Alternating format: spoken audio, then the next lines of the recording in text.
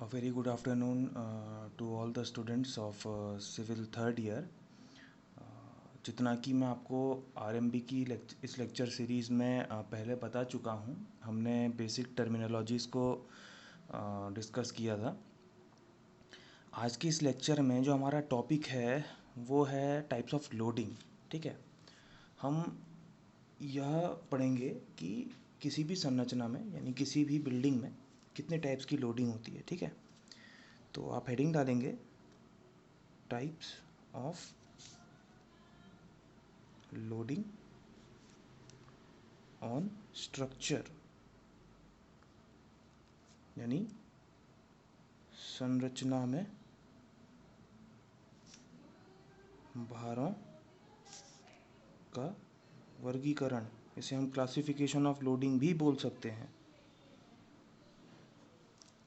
ठीक, तो जितना मैं समझता हूँ आप लोगों ने इस टॉपिक के बारे में पहले अप्लाइड मैकेनिक्स अथवा फ्लूइड मैकेनिक्स जैसे सब्जेक्ट्स में इंट्रोडक्शन ले लिया होगा, लेकिन फिर भी मैं आपको जो है थोड़ा डिटेल में आज बताने का एक प्रयास करूँगा।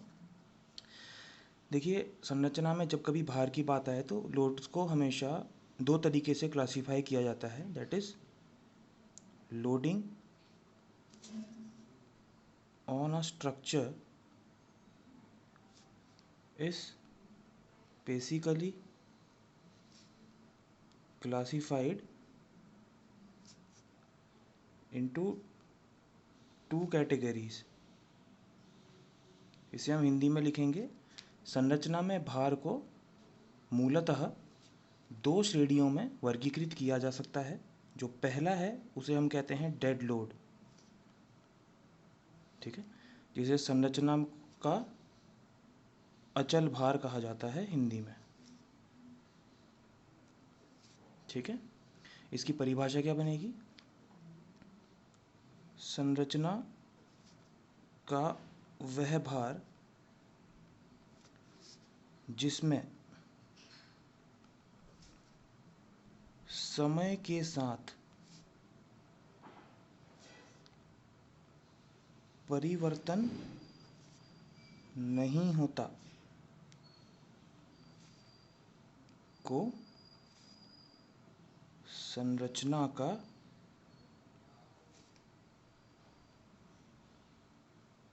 अचल भार कहा जाता है। ठीक है, इंग्लिश में बोलेंगे, the load of the structure which is not subject to change with time is called as dead load. The load which is not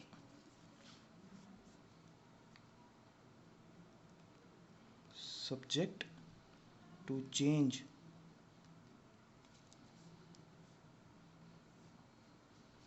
with time is called dead load. ठीक है, तो वह भार जिसमें समय के साथ कोई परिवर्तन नहीं आता। तो इसमें एग्जाम्पल अगर लिया जाए तो एग्जाम्पल में रूप में जो है पदार्थ का भार होता है। ठीक है, पदार्थ का भार यानी लोड ऑफ मटेरियल, यानी संरचना जिस भी मटेरियल से बनी है, आप जानते हैं कंक्रीट है, उसके अंदर प्रबलन है, दैट इज़ आरसीसी है, बाकी वुडन वर्क है, लकड़ी का कार्य है। यह सभी जो घटक हैं, यह सभी जो अवयव हैं संरचना के, अचल अवयव हैं, इन सभी अवयवों का जो भार होगा वो अचल भार के अंदर यानी डेड लोड के अंदर आएगा। ठीक है, तो क्वेश्चन ये राइज होता है कि डेड लोड का ज़्यादा होना क्या स्ट्रक्चर के लिए बेनिफिशियल है, यानी लाभकारी है कि नुकसानदेह है? तो देखिए, अगले सेमेस्टर में जब आप एक सब्जेक्ट में आपको पढ़ाऊँगा अर्थक्वेक इंजीनियरिंग, तो उसमें आप यह जानेंगे कि संरचना का अपना अचल भार जितना ज़्यादा होता है वह संरचना के लिए उतना ही नुकसानदेह है। इसी के लिए हमें यह प्रयास करना चाहिए हमेशा कि संरचना का जो अचल भार है डेड लोड वह कम से कम रहे। ठीक है। The dead load must be kept minimum as possible, right. चलिए, तो ये तो हो गया डेड लोड, ठीक है। और आप समझ रहे होंगे कि इसमें संरचना के किस भाग का भार की हम बात कर रहे थे, डिस्कशन कर रहे थे। अच्छा, दूसरा होता है लाइव लोड, ठीक है। इसे हम हिंदी में कहते हैं चल भार। देखिए, हिंदी में जो मैं नाम आपको बता रहा हूँ, ज़रूरी नहीं है कि हर बुक में आपको इसी नाम से उसका उल्लेख किया गया हो सकता है नाम में बदलाव हो, लेकिन जो मैं आपको नाम बता रहा हूँ वह इनके मानक नाम, यानी जो स्टैंडर्ड नेमिंग प्रोसीजर है, इन्हीं का यूज़ किया जाता है, चल भार, ठीक है।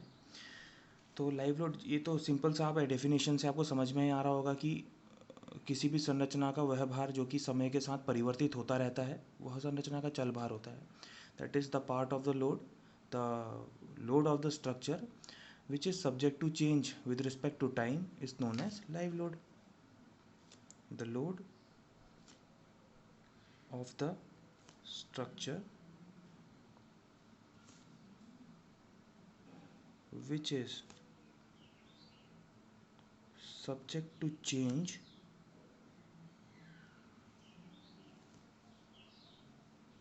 with respect to time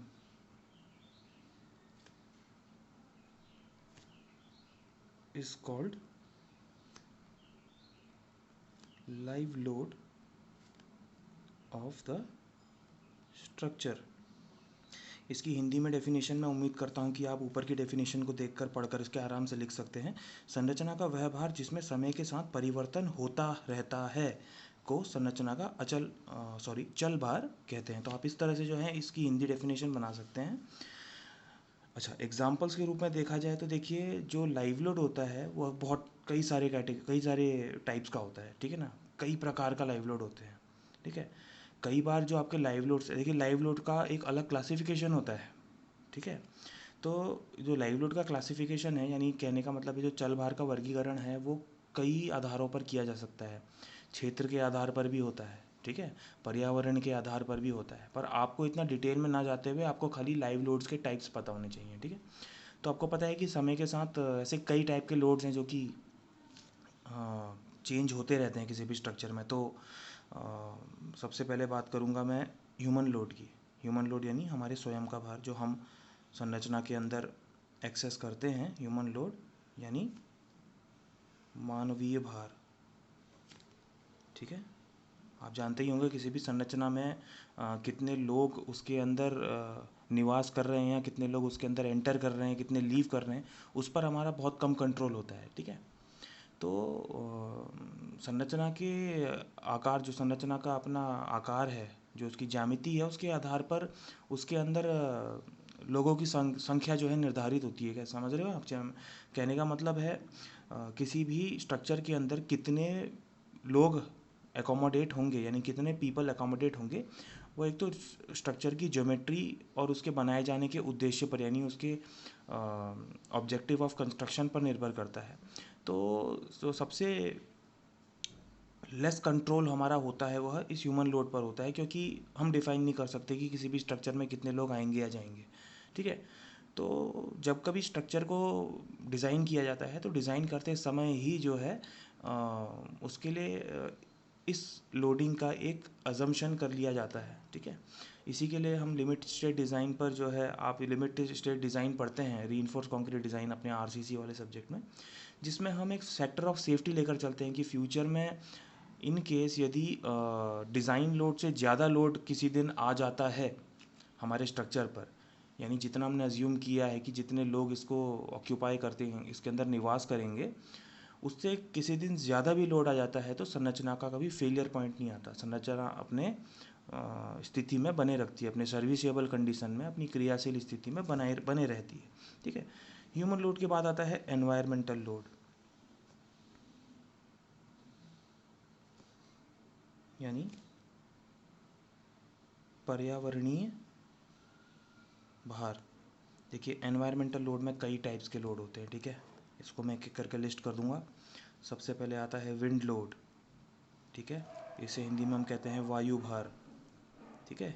ये विंड लोड खाली ऐसे क्षेत्रों के लिए कंसिडर किया जाता है जहाँ पर बहुत ही उच्च गति से यानी बहुत ही हाई वेलोसिटी से विंड जो है आती हैं, ठीक है। उसके बाद आता है स्नो लोड, ऐसे क्षेत्र जहाँ बहुत भारी बर्फबारी होती है, ठीक है, इसे हम कहेंगे, हिंदी में भी स्नो लोड ही कहा जाता है, ठीक है, तो बर्फ़ का भार जो होता है। उसके बाद आता है हाइड्रोस्टैटिक लोड,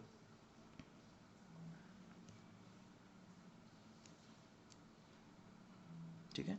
हाइड्रोस्टैटिक लोड का मतलब होता है आपके स्ट्रक्चर पर यदि भारी मात्रा में किसी स्थान पर जल का संचय किया गया है, जैसे संचय करने का मतलब कहीं बहुत ही लार्ज क्वांटिटी में वाटर कंटेन किया गया, जैसे आपने देखे होंगे कि कई बार मल्टी स्टोरी बिल्डिंग्स में अपर स्टोरीज में स्विमिंग पूल का निर्माण किया जाता है, ठीक है ना, बड़े बड़े स्विमिंग पूल्स होते हैं, तो उसमें आप देखते हैं कई सारा पानी एक ही जगह पर इकट्ठा रहता है, रुका हुआ होता है, ठीक है ना, एक ही जगह पर स्थैतिक स्थिति में होता है।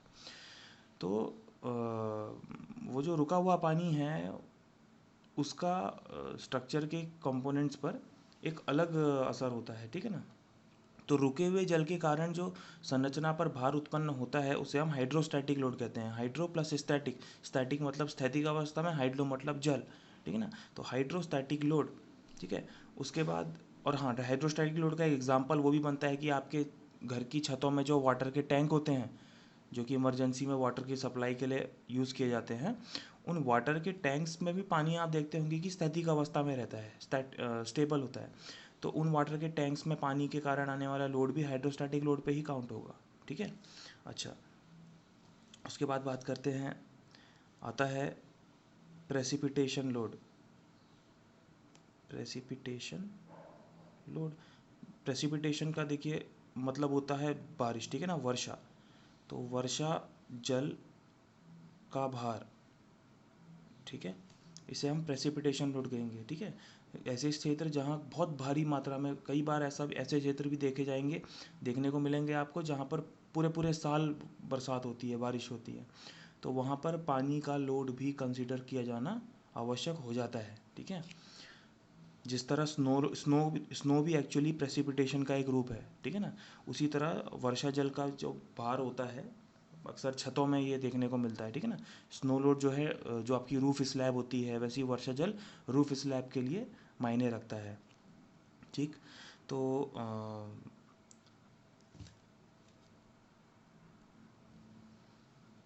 नेक्स्ट है अर्थक्वेक लोड। यह एक बहुत बड़ी ऐसी श्रेणी है भारों की, ठीक है, इसे हम कहते हैं भूकंपीय भार। इस लोडिंग को अलग ही रूप से स्टडी किया जाता है, ठीक है। तो आप जानते हैं ऐसे क्षेत्र जहाँ पर भूकंप तीव्रता ज़्यादा होती है, ऐसी स्थिति में संरचना को भूकंप रोधी बनाने के लिए उसमें अर्थक्वेक लोडिंग का भी कंसिडरेशन कर किया जाना आवश्यक हो जाता है, ठीक है। तो अर्थक्वेक लोड आपको याद रखना है। इसी तरह एक श्रेणी होती है मैकेनिकल लोड की, ठीक है, यानी यांत्रिक भार। अब देखिए मैकेनिकल लोड एक ऐसा हेडर है जिसमें बच्चे कंफ्यूज होते हैं बहुत ज़्यादा। मैकेनिकल लोड से वो समझते हैं कि किसी इंडस्ट्रियल यानी किसी औद्योगिक इमारत में यदि कोई भारी मशीनरी चल रही है तो उसके कंपन से आने वाला भार, ये भी सही है, गलत नहीं है, इसको फिर हम आगे डाइवर्सिफाई कर सकते हैं, ठीक है। इंडस्ट्रियल लोड, इंडस्ट्रियल लोडिंग, ठीक है। और कई बार जो है संरचना के आसपास ऐसे निर्माण कार्य या डेवलपमेंट के कार्य चल रहे होते हैं जिससे कि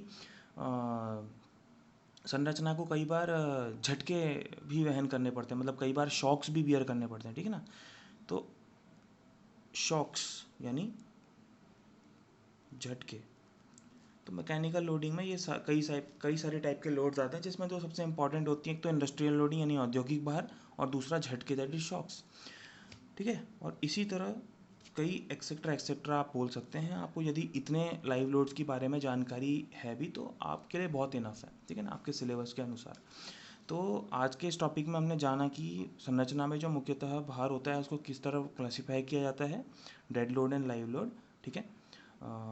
तो आज के लेक्चर के लिए इतना ही। बाकी के टॉपिक्स को हम अपने अगले लेक्चर में कंटिन्यू करेंगे। मैं बच्चों से अनुरोध करूंगा कि वो इन चीज़ों को नोटबुक में अच्छी तरह नोट कर लें, और फ्राइडे को आपने ये नोट्स को चेक कराना होगा। तो ऑनलाइन माध्यम से आप व्हाट्सएप पर जो है अपने नोट्स की फ़ोटोग्राफ शेयर करेंगे। तब तक के लिए धन्यवाद।